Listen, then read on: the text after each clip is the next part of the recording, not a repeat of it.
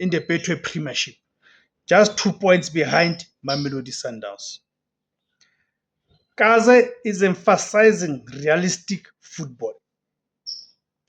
Expect a disciplined 4-3-3 formation designed to weather the early storm in Zambia before exploiting Zesco's desperate need to win. Kaizer Chiefs have travelled with a full squad, including Aiden McCarthy, who scored the winning header earlier this week in a Betway Premiership match against Golden Arrows. For Zesco United, this is a do or die. Zesco is currently bottom of the group with 0 points. A loss here will essentially end their continental campaign.